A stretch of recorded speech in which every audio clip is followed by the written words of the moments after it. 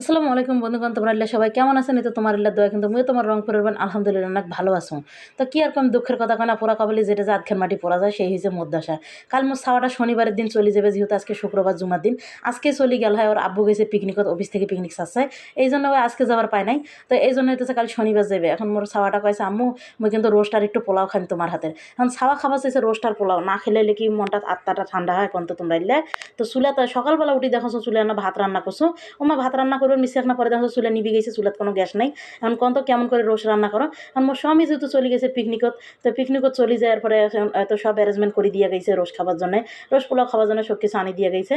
এখন তো হইতেছে আমার চুলাত গ্যাস নাই। এখন এই যে কারেন্টের চুলে একটা ঘরত আসিল এক কোনাত একটা সিবাত পড়ি, অনেকে হয়তো কবার পারেন এই ফুকরানি আবার কারেন্টের চুলে কোনতে পারলে এই ফুকরানিক দেখে কিন্তু আবার বড় লোক ভাবেন না। ফুকরানির কারেন্টের চুলে আছে কিন্তু কারেন্টের চুলাত ব্যবহার করবার মতন এই যে দেখছেন ফ্রাই প্যান টেরাই প্যান এগুলো যা যাবতীয় নাগে এগুলো কিন্তু কিছু নাই, মনে আইলে মানুষের তুমি ধার দেরা করে ধরিয়ে আলছো।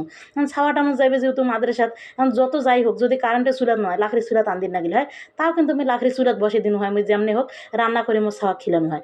তো এই তো এই পর্যায়ে আমি কিন্তু ঘরোয়াভাবে আমি আমার রোস্টটা আমি রান্না করো, ঘরোয়াভাবে রোস্টটা রান্না করার পরে আমি ঘরে থাকা কিছু উপকরণ দিয়ে আমি রান্না করো। মানুষ অনেকে আছে অনেক কিছু অনেক হাবি যাবে, অনেক কিছু বাদাম সাদাম অনেক কিছু দেয়, মুই কিন্তু এত কিছু দেওয়া না, মানে এত কিছু দিবারও পারো না, কারণ মুই হচ্ছে এক নম্বর একটা ফুকরানি মানুষ, গরিব মানুষ। তো যাই হোক তোমরা এলে সবাই আমি কিন্তু খুব সাধারণভাবে রান্না করো রোস্টটা। তোমরা যদি মোর ফুল ভিডিও দেখতে চান মোর ইউটিউব চ্যানেলত দেওয়া আছে এবং কি পেজও তোমার দেওয়া আছে, তারপরেও যদি তোমরা নতুন করে দেখতে চান অবশ্যই এখানে কমেন্ট বক্সে জানে যাবেন, তাহলে কিন্তু মুই দিয়ে দিম। তো যাই হোক আবার নতুন করে একদিন রোস্ট রান্না করে দিবার চেষ্টা করিম। তোমরা এগুলা তো কোনোদিন খানো নাই বা খিলাও নাই, তোমাকে এগুলা রোস্ট তোমরা কবারও পানবেন না কেমন হয়েছে, কিন্তু মোর ঘর থাকি মোক সব সময় মোক কয় যে না তোমার হাতের রোস্টটা কিন্তু অনেক মজা হয়, রেস্টুরেন্টের মতো মজা হয়। তো অল্প কিছু মানে ঘরোয়া কিছু উপকরণ দিই তারপরেও নাকি অনেক মজা হয়। যাই হোক অনেক আর বাইরের অনেক মানুষের হাতের রোস্ট খায় মোর স্বামী আর মোর বেটা, কিন্তু তারপরও আম্মু তোমারটাই বেস্ট। তো যাই হোক এটাই অনেক, মানে ঘরের মানুষ করি খিলবার পরে ঘরের মানুষ যদি কয় বেস্ট, এর সে কোনো কথা আছে কোন তো। কারণ ওমার জন্যই আমরা এত কষ্ট করি, ওমরা যদি ভালো না খায় তখন মন মেজাজটা খারাপ হয়ে যায়, আর করি খিলবার মন চায় না। কিন্তু যখন ওমরা প্রশংসা করে, ওমরা খারাপ হইলেও কয় ভালো হয়েছে, তখন মন চায় বারবার করি খিলাও বারবার করি খিলাও, হাজার কষ্ট হইলে আর কষ্ট মনে হয় না।